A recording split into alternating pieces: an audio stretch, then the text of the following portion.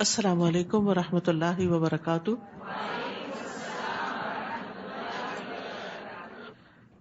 نحمده ونصلی علی رسولہ الکریم، اما بعد فاعوذ باللہ من الشیطان الرجیم، بسم اللہ الرحمن الرحیم، رب اشرح لی صدری ویسر لی امری واحلل عقدۃ من لسانی یفقہوا قولی۔ قرآن مجید پڑھنے والوں کی مثال۔ ابو موسیٰ اشعری رضی اللہ عنہ سے روایت ہے کہ نبی صلی اللہ علیہ وسلم نے فرمایا، اس شخص کی مثال جو قرآن پڑھتا ہے سنترے جیسی ہے، ٹینجرین کی طرح ہے، جس کا مزہ بھی لذیذ اور اس کی خوشبو بھی بہترین ہوتی ہے، اور جو قرآن نہیں پڑھتا اس کی مثال کھجور کی طرح ہے، جس کا مزہ تو اچھا ہے لیکن اس میں خوشبو نہیں، یعنی اور کاموں کی وجہ سے۔ اور اس فاجر کی مثال جو قرآن نہیں پڑھتا اندرائن جیسی ہے، جس کا مزہ کڑوا اور اس میں خوشبو بھی نہیں ہوتی۔ تو یاد رکھیے، بہترین انسان وہ ہے جو قرآن پڑھے اور پڑھائے اور قرآن کے ساتھ اپنی زندگی گزارے، کیونکہ جو قرآن پڑھتا ہے اس کے اخلاق کی بھی خوشبو ہوتی ہے اور اس کے اپنے عمل بھی اچھے ہوتے ہیں، وہ اپنے اندر بھی ایک اچھا انسان ہوتا ہے اور دوسروں کے ساتھ بھی اس کا معاملہ اچھا ہوتا ہے۔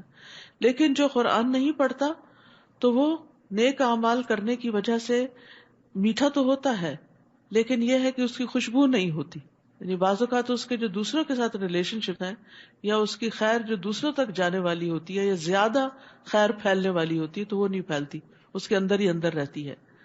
کیونکہ جب انسان قرآن پڑھتا ہے اور پھر اس کے بعد اس کو دوسروں کے ساتھ شیئر کرتا ہے تو وہ خوشبو پھیلتی چلی جاتی ہے۔ اور وہ فاجر یعنی گناہگار انسان یا منافق انسان جو قرآن نہیں پڑھتا، اس کی مثال اندرائن ایک پودا ہے اس جیسی ہے جس کا مزہ کڑوا اور اس میں خوشبو بھی نہیں، یعنی اپنے اندر بھی اس کے جلن کوڑن ہے اور دوسروں کو بھی اس سے کوئی فائدہ نہیں پہنچتا، کیونکہ نہ اس کو کسی خیر کی سمجھ ہے نہ وہ خیر بانٹتا ہے۔ یعنی آپ دوسروں کو خیر اسی وقت بانٹ سکتے ہیں جب آپ خیر سمیٹنے والے ہوں، جو خیر سمیٹتا نہیں وہ خیر بانٹ نہیں سکتا۔ آپ کی جیب میں کچھ نہ ہو تو آپ صدقہ کہاں سے کر سکتے ہیں؟ تو وہ آپ کو پہلے حاصل کرنا پڑتا ہے پھر آپ کو دینا پڑتا ہے۔ تو اللہ تعالیٰ سے دعا ہے کہ اللہ تعالیٰ ہمیں بہترین عمل کرنے والا بنائے۔ 14واں پارہ۔ اعوذ باللہ من الشیطان الرجیم، بسم اللہ الرحمن الرحیم، الف لام را، تلک آیات الکتاب وقرآن مبین، ربما يود الذين كفروا لو كانوا مسلمين، ذرهم يأكلوا ويتمتعوا ويلههم الأمل، فسوف يعلمون۔ شروع کرتی ہوں اللہ کے نام سے جو بے انتہا مہربان نہایت رحم فرمانے والا ہے۔ ربما یود الذین کفروا لو کانوا مسلمین، ایک وقت آئے گا جب یہ کافر آرزو کریں گے کہ کاش وہ مسلمان ہوتے۔ ذرہم یأکلوا ویتمتعوا ویلہہم الامل فسوف یعلمون، آپ انہیں ان کے حال پہ چھوڑ دیجئے کہ کچھ کھا لیں، مزے اڑا لیں اور لمبی چوڑی امیدیں انہیں غافل کیے رکھیں، پھر جلد ہی انہیں سب کچھ معلوم ہو جائے گا۔ وہ کون سا وقت ہوگا جب یہ آرزو کریں گے؟ وہ موت کا وقت ہوگا جب انہیں حقیقت نظر آئے گی اور موت کے بعد ہر مرحلے پر انہیں دنیا میں اپنے کیے ہوئے کفر پر پچھتاوا ہوگا کہ کاش ہم کفر کی روش اختیار نہ کرتے، کاش ہم اللہ پر ایمان لے آتے، کاش ہم اللہ تعالیٰ کی اطاعت کرتے تو آج یہ سزا نہ پاتے۔ اس وقت جب خاص طور پر وہ مسلمانوں کو اچھے انجام تک پہنچتے دیکھیں گے تو ان کا پچھتاوا اور بڑھ جائے گا۔ جیسا کہ آپ جانتے ہیں کہ مسلمانوں میں سے بھی کچھ لوگ اپنے برے اعمال کی سزا بھگتنے کے لیے جنہوں نے توبہ نہیں کی اور ایسے ہی مر گئے، یا یہ کہ اتنے بڑے بڑے گناہ تھے کہ اس کے لیے انہوں نے کفارہ ہی ادا نہیں کیا، تو وہ جہنم میں پہنچے گے، اور جب وہ اپنی سزا پوری کر چکیں گے اور نبی صلی اللہ علیہ وسلم کی شفاعت کے ساتھ وہاں سے نکالے جائیں گے تو اس وقت یہ دیکھ کر تڑپیں گے اور تمنا کریں گے کہ کاش ہم بھی مسلمان ہوتے تو آج ہم بھی یہاں سے نکال لیے جاتے. لیکن دنیا میں جب انسان غفلت میں پڑا ہوا ہوتا ہے تو اس وقت اس کو آخرت بھولی ہوئی ہوتی ہے اور وہ وہاں کی تیاری نہیں کرتا.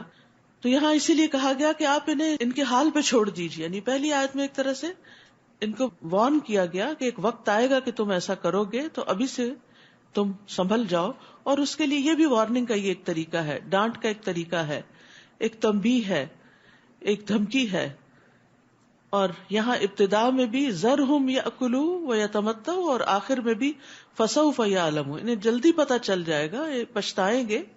تو بعض علماء کہتے ہیں کہ ذرہم ایک دھمکی ہے اور فسوف یعلمون دوسری دھمکی ہے. تو دو دھمکیوں میں انسان کیسے خوشگوار زندگی بسر کر سکتا ہے. اور پھر یہاں پر زندگی کا مقصد اگر صرف کھانا پینا مزے اڑانا ہی رہ جائے اور لمبی لمبی امیدیں باندھ کر صرف دنیا ہی کے لیے انسان گول سیٹنگ کرتا رہے اور اسی کو ایک کے بعد ایک حاصل کرتا رہے تو یہ چیز انسان کی آخرت کے لیے بڑی نقصان دہ ہوتی ہے. مومن اپنی آخرت کو بھلا کر اپنی دنیا کو حاصل نہیں کرتا بلکہ ان دونوں چیزوں کو ساتھ لے کے چلتا ہے. اور یہ بھی یاد رکھیے کہ اس آیت میں اس بات کی طرف بھی اشارہ ہے کہ لذتیں حاصل کرنا, نعمتوں میں زندگی گزارنا, آخرت کی تیاری نہ کرنا, یہ نجات طلب کرنے والوں کے اخلاق میں سے نہیں. اور پھر لمبی آرزویں کیا ہوتی ہیں کہ جس میں انسان بہت دیر پا لانگ ٹرم پلاننگ کر رہا ہوتا ہے دنیا حاصل کرنے کی اور دنیا کی مرغوب چیزوں کو پانے کی. تو دنیا کی ہرس اور دنیا کی طرف انسان کا جھکاؤ جو ہے وہ اس کی آخرت کو نقصان دے دیتا ہے. رسول اللہ صلی اللہ علیہ وسلم نے فرمایا بوڑھے انسان کا دل دو چیزوں کے بارے میں ہمیشہ جوان رہتا ہے, دنیا کی محبت اور لمبی امیدیں. حسن بصری کہتے ہیں کہ جب بندہ اپنی آرزوؤں کو لمبا کر لیتا ہے تو اس کے عمل خراب ہو جاتے ہیں اور انسان یہ سوچتا ہے اچھا ابھی میں اچھا بن جاؤں گا, ابھی یہ کام ہو جائے, یہاں تک پہنچ جاؤں, اتنا ٹارگٹ اچیو کر لوں. تو یاد رکھیے کہ ہمیں اپنے آج سے ہی فائدہ اٹھانا ہے. ماضی تو ہمارے ہاتھ سے نکل چکا, گزر چکا, مستقبل جو ہے اس کا ہمیں پتہ نہیں. تو ہمارے پاس جو آج ہے, ناؤ, دس ٹائم, اس میں ہمیں اپنے اس ٹائم کی فکر کرنی چاہیے اور اپنی آخرت کے لیے تیار کر لینا چاہیے. اب مثلاً اگر کسی کے اوپر رمضان آیا تو وہ کہے میں اگلے رمضان میں اچھا بن جاؤں گا, جب میں بوڑھا ہوں گا تو پھر میں ریٹائر ہونے کے بعد میں روزے بھی رکھوں گا اور تراویح پڑھوں گا. تو کس کو معلوم کہ آپ اس عمر کو پہنچتے بھی ہیں یا نہیں, اور اگر پہنچتے بھی ہیں تو آپ کی صحت کتنی رہتی ہے اور آپ کی ہمت کتنی رہتی ہے نیکی کے کام کرنے کی. اس لیے جو وقت آج ملا ہے, جو ہمت صحت طاقت آج ہے, اس سے بھرپور فائدہ اٹھا لینا چاہیے. ہم نے جس بستی کو بھی ہلاک کیا تو اس کے لیے ایک مقررہ مدت لکھی ہوئی تھی. کوئی قوم اس مقررہ مدت سے پہلے ہلاک نہیں ہو سکتی اور نہ ہی اس مدت کے بعد بچی رہ سکتی ہے. کافر یہ کہتے ہیں کہ اے وہ شخص جس پر یہ قرآن نازل ہوا ہے تو دیوانہ ہے, اگر تو سچا ہے تو پھر ہمارے پاس فرشتے کیوں نہیں لے آتا. حالانکہ ہم فرشتے صرف حق کے وقت ہی اتارتے ہیں, یعنی فیصلہ کرتے وقت ہی اتارتے ہیں, پھر اس وقت انہیں مہلت نہیں دی جاتی, یعنی جب عذاب آتا ہے تو فرشتے اترتے ہیں. یقیناً ہم نے ہی الذکر اتارا ہے اور یقیناً ہم ہی اس کی حفاظت کرنے والے ہیں. اور الذکر سے مراد یہاں قرآن مجید ہے.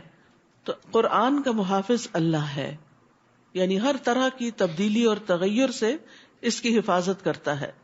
جیسے ہم جانتے ہیں کہ قرآن مجید سے پہلے جو کتابیں نازل ہوئی تو ان کی حفاظت کی ذمہ داری ان کی قوموں کو دی گئی, ان کے لوگوں کو دی گئی, لیکن انہوں نے اس میں منمانی تبدیلی کر لی. لیکن اس کتاب کی ذمہ داری اللہ سبحانہ تعالیٰ نے لی, اور یہی وجہ ہے کہ ہم دیکھتے ہیں کہ آج اتنے 100 سال گزرنے کے بعد بھی قرآن مجید میں کوئی تبدیلی نہیں آئی. ایک واقعہ بیان کیا جاتا ہے کہ ایک یہودی جو تھا وہ مسلمان ہونے کے لیے آیا. وہ ایک بہت اچھا رائٹر تھا, کتابیں لکھا کرتا تھا. تو اس سے پوچھا کہ کس چیز نے تمہیں اسلام قبول کرنے پر ابھارا ہے. اس نے کہا کہ میں نے اپنے ہاتھ سے تورات لکھی اور اس میں کچھ تبدیلی کی اور میں ربیوں کے پاس لے گیا, انہوں نے خوشی خوشی اسے لے لیا.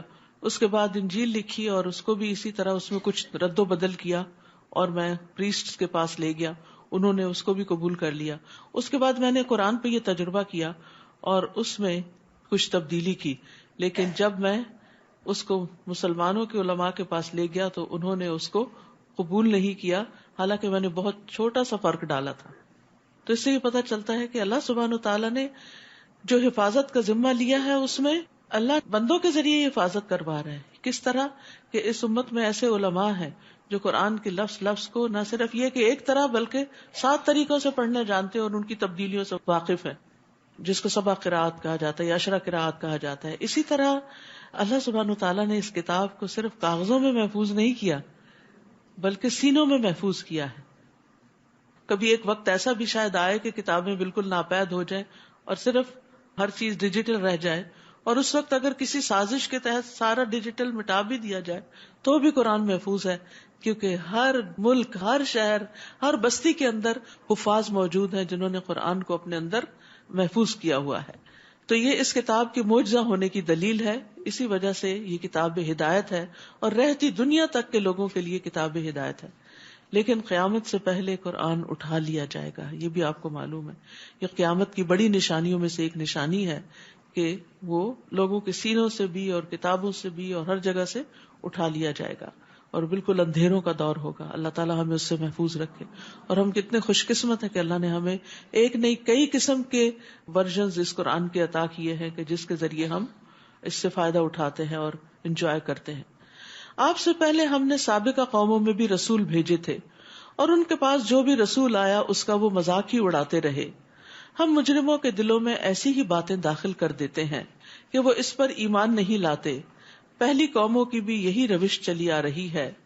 اور اگر ہم ان پر آسمان کا کوئی دروازہ بھی کھول دیتے جس میں وہ چڑھنے لگ جاتے تو بھی وہ یہی کہتے کہ ہماری نظر بندی کر دی گئی ہے، بلکہ ہم لوگوں پر جادو کر دیا گیا ہے. جادو بھی ایک طرح سے کہتے ہیں نظر بندی ہوتی ہے، وہ چیز تو نہیں بدلتی لیکن نگاہوں میں کچھ تبدیلی آ جاتی، دیکھنے کا انداز بدل جاتا ہے. بلا شبہ ہم نے آسمان میں برج بنائے اور دیکھنے والوں کے لیے انہیں سجا دیا. مراد ہیں وہ ستارے جو ظاہر ہوتے. عربی زبان میں برج یا بروج کا لفظ ہوتا ہے نا، وہ ظاہر ہونے کے لیے، نمایاں ہونے کے لیے. اسی لیے قرآن مجید میں آتا ولا تبرجن تبرج الجاہلیت الاولی، کہ مسلمان عورتیں پرانی جاہلیت کی طرح اپنی زینت کو نمایاں نہ کریں، ظاہر نہ کریں. تو یہ بروج وہ ہیں کہ جو روشن ستارے ہیں جو ہمیں نظر آتے ہیں. تو ہم نے یہ دیکھنے والوں کے لیے انہیں سجا دیا ہے اور ہر شیطان مردود سے اسے محفوظ کر دیا. ہاں اگر شیطان چوری چھپے سننا چاہے تو ایک چمکتا ہوا شعلہ اس کے پیچھے لگ جاتا ہے. اللہ سبحانہ وتعالیٰ جو فرشتوں کو احکامات دیتے ہیں تو اس وقت فرشتوں کے اوپر ایک بے ہوشی کسی کیفیت طاری ہو جاتی ہے اور انہیں ایک خاص قسم کی آواز سنائی دیتی ہے. پھر جب وہ ہوش میں آتے ہیں تو مقرب فرشتوں سے پوچھتے ہیں کہ ہمارے رب نے کیا نازل کیا، ہمارے لیے کیا حکم ہے، اور پھر وہ ایک کے بعد ایک کو وہ حکم آگے دیتے چلے جاتے ہیں. اتنے میں شیاطین بھی وہاں گھسنے کی کوشش کرتے ہیں اور وہ جو احکامات الہی، یعنی دنیا میں کس کو موت آنی ہے، کہاں زلزلہ آنا ہے، کہاں بارش برسانی وغیرہ وغیرہ، اس طرح کی جو خبریں آگے ٹرانسمٹ کی جا رہی ہوتی ہیں اس میں سے کچھ نہ کچھ سننے کی، چوری کرنے کی کوشش کرتے ہیں تاکہ آ کے کاہنوں کو وقت سے پہلے بتا دیں اور کاہن اس میں 100 جھوٹ ملا کے لوگوں کو بتائیں اور اس طرح وہ غیب دانی کا دعویٰ کریں.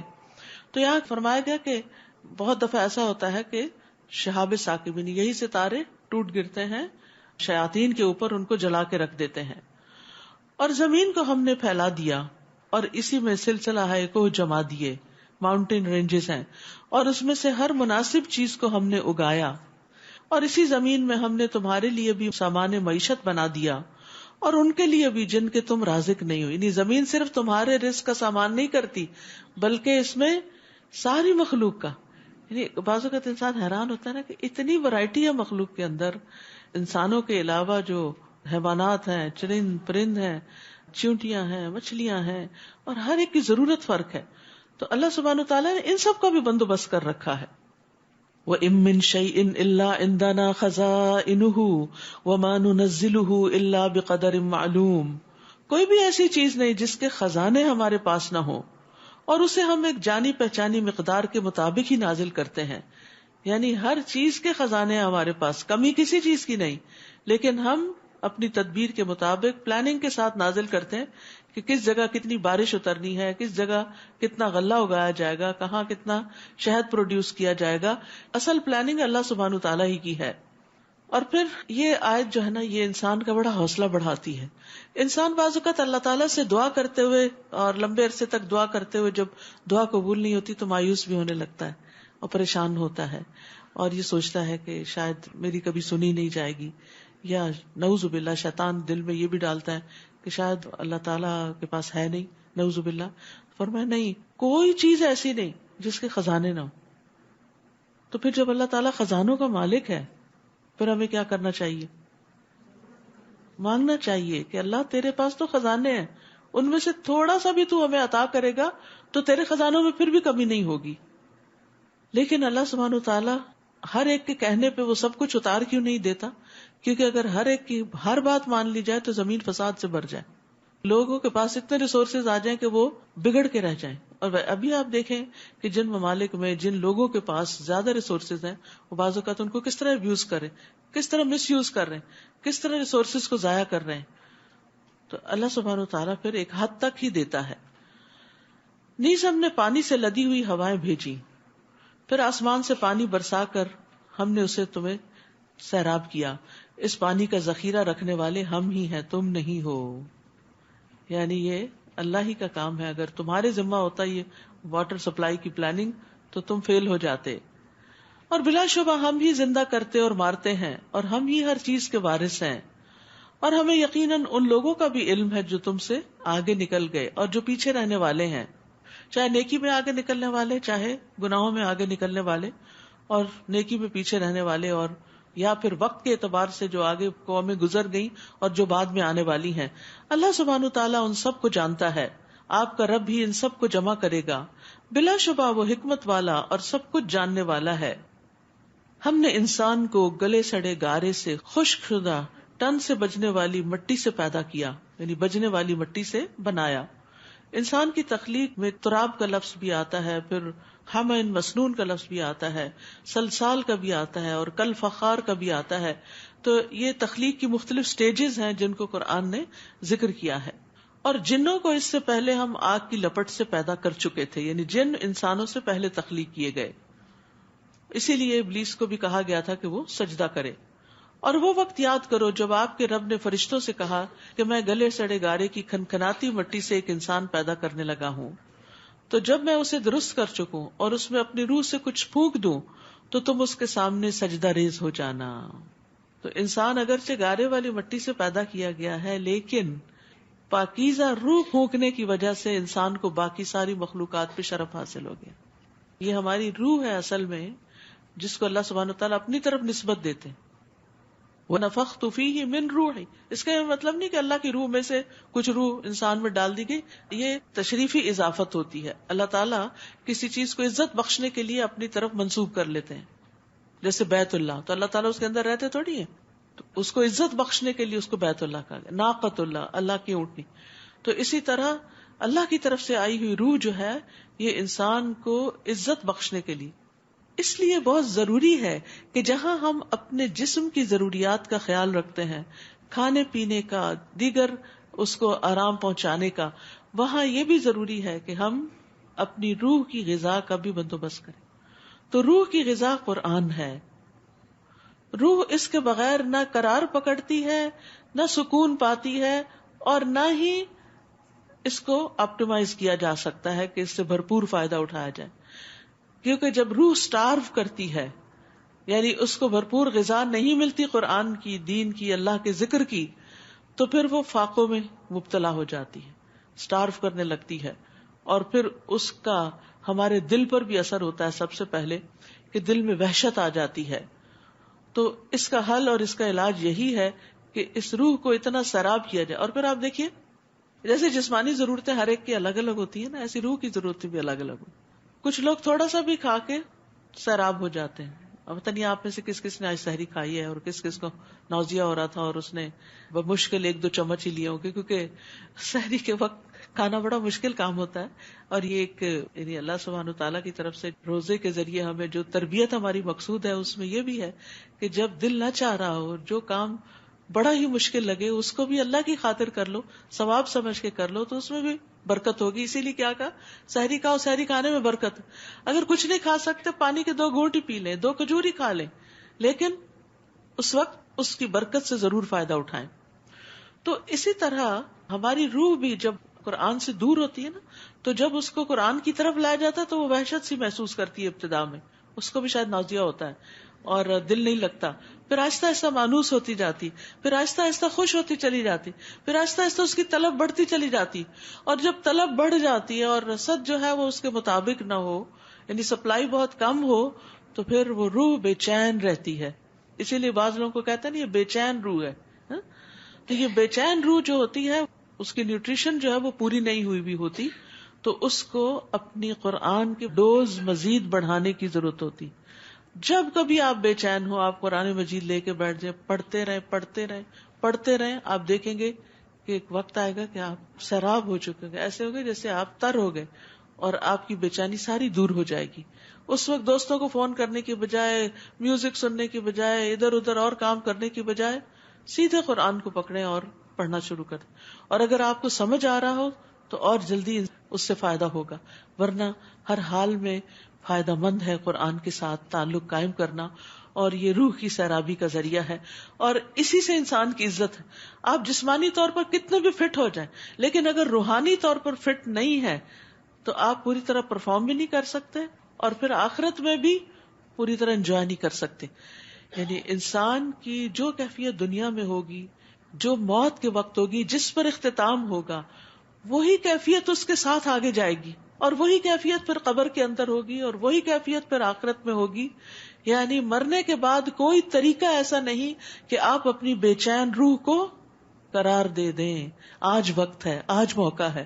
تو رمضان سے بھی بھرپور فائدہ اٹھائیے, اور ویسے بھی صرف رمضان تک کی نہیں, بعد میں بھی اس سے فائدہ اٹھاتے رہیں. تو اسی روح کی وجہ سے اللہ سبحانہ و تعالیٰ نے ملائکہ کو حکم دیا, ملائکہ اور باقی مخلوق کو, کہ وہ انسان کے آگے مسخر ہو جائے, سجدہ کرے, آگے جھک جائے. فسجد الملائکۃ کلھم اجمعون, چنانچہ سب کے سب فرشتوں نے آدم کو سجدہ کیا, سوائے ابلیس کے جس نے سجدہ کرنے والوں کا ساتھ دینے سے انکار کر دیا. اللہ تعالیٰ نے فرمایا, ابلیس تجھے کیا ہو گیا کہ تو نے سجدہ کرنے والوں کا ساتھ نہ دیا؟ وہ بولا, مجھے یہ گوارا نہ ہوا کہ میں ایسے انسان کو سجدہ کروں جسے تو نے گلے سڑے گارے کی کھنکھناتی مٹی سے پیدا کیا. روایات میں آتا ہے کہ ابلیس بہت عبادت گزار تھا, اور جنات کا سردار تھا, اور اس کی بڑی سنی جاتی تھی, اور بہت لیڈرشپ کوالٹیز تھیں اس میں, اور بہت کچھ یعنی اس کے ٹریٹس بتائے جاتے. باقی چیزوں میں اللہ تعالیٰ کی بات ماننے والا, لیکن جب یہ حکم دیا کہ انسان کے آگے جھکو, آدم کے آگے سجدہ کرو, تو بگڑ بیٹھا. اصل میں یہ اس کا بھی ایک امتحان تھا. اور یاد رکھیے کہ یہ صرف ابلیس کا ہی امتحان نہیں ہوتا, ہم سب بھی بہت اچھے ہوتے ہیں, بڑے نیکی کے کام, نمازیں پڑھ رہے ہیں, تراویح پڑھ رہے ہیں, روزے رکھ رہے ہیں, صدقہ خیرات کر رہے ہیں, اچھے اچھے کام کر رہے ہیں, لیکن کوئی ایک چیز ہماری مرضی کے خلاف ہو جاتی ہے. اس وقت ہمارا رویہ کیا ہوتا ہے, اس وقت ہم کتنا بگڑتے ہیں, اس وقت ہم کھل کے سامنے آ جاتے ہیں کہ ہم کون ہیں. یعنی بہت سے لوگ عام حالات میں بڑے اچھے ہوتے ہیں, لیکن جب ان کی انا پہ یا ان کے کبر پہ کوئی زد پڑتی ہے تو وہ بگڑ جاتے ہیں. تو ہم سب کو بھی اس بارے میں بہت محتاط ہونا چاہیے کہ کہیں ایسا نہ ہو کہ ہماری کسی ایسی ویکنس کی وجہ سے قرآن مجید کا کوئی حکم جو ہمیں مشکل لگتا ہو, یا ہماری مرضی کے خلاف ہو, یا ہماری خواہشات پر پابندی لگاتا ہو, اس کو سن کر ہم بگڑ بیٹھے اور سب کچھ ہی نہ چھوڑ دیں. تو ہر انسان کا امتحان ہوتا ہے. یہ ابلیس کا امتحان اس لیے لیا گیا تھا تاکہ اس کا اصل اندر باہر آ جائے, کیونکہ جس کے دل میں رائی برابر بھی تکبر ہو وہ جنت میں نہیں جا سکتا. یہ حدیث تو سب نے سن رکھی ہے نا. انسان کہتا ہے کہ اتنی چھوٹی سی چیز انسان کو جنت میں داخلے سے محروم کر دے گی. ہاں, جب وہ سزا بھگت لے گا تو نکال بھی لیا جائے گا, لیکن کیوں؟ اس لیے کہ یہ جو تکبر ہے نا, اپنے آپ کو بڑی چیز سمجھنا, یہ انسان کے لیے بہت سی خرابیوں کا باعث. جتنی بھی انسان کے اندر برائیاں جنم لیتی ہیں اس تکبر کی وجہ سے لیتی. تھوڑا ہو تو تھوڑی برائیاں ہوں گی اخلاقی, زیادہ تکبر ہو تو زیادہ بڑی بڑی برائیاں جنم لیں گی. بد اخلاقی, بدتمیزی, گالی گلوچ, غصہ بہت زیادہ کرنا, مار پٹائی, چھوٹی چھوٹی باتوں پہ آپے سے باہر ہو جانا, چیخنا چلانا, انسانوں کو کچھ نہ سمجھنا, ان کے حقوق ادا نہ کرنا, ان پہ ظلم کرنا, یہ سب کچھ تکبر کی وجہ سے ہوتا ہے. تو اللہ سبحانہ وتعالیٰ بندے پہ امتحان ڈال ڈال کے اس کے اس تکبر کو ختم کرنا چاہتے ہیں, تاکہ وہ جب اللہ کے پاس جائے تو اس کا دل پوری طرح مومن ہو. تو ہمیں اپنا جائزہ خود لیتے رہنا چاہیے کہ قرآن کا کون سا حکم ہمارے لیے ایک امتحان ہے اور ہم اس کو ماننا نہیں چاہتے، کیونکہ تکبر کا کیا معنی بتایا جاتا ہے؟ بطر الحق وغمط الناس، حق کا انکار، قرآن کے بعض احکامات کو لے لینا اور بعض کو چھوڑ دینا، یہ بھی اسی میں آتا ہے. اور غمط الناس، جب لوگوں کے ساتھ ڈیلنگ ہو تو پھر ان کو حقیر سمجھ کے ان پہ ظلم زیادتی کرنا، ان کو ان کا ڈیو رائٹ نہ دینا، ان کا حق نہ دینا. تو یہ چیز انسان کے اپنے حق میں بہت نقصان دہ ہے. اللہ تعالیٰ نے فرمایا یہاں سے نکل جا کیونکہ تو مردود ہے اور روز جزا تک تجھ پہ لعنت ہے، اللہ کی رحمت سے دور. وہ کہنے لگا میرے رب پھر مجھے اس دن تک زندہ رہنے کی مہلت دے دے جب لوگ دوبارہ اٹھائے جائیں گے. اللہ تعالیٰ نے فرمایا تجھے مہلت دی جاتی ہے اس دن تک جس کا وقت معلوم ہے. وہ بولا اے میرے رب، چونکہ تو نے مجھے آدم کے ذریعے بہکا دیا تو اب میں بھی دنیا میں لوگوں کو ان کے گناہ خوشنما کر کے دکھاؤں گا اور ان سب کو بہکا کر چھوڑوں گا.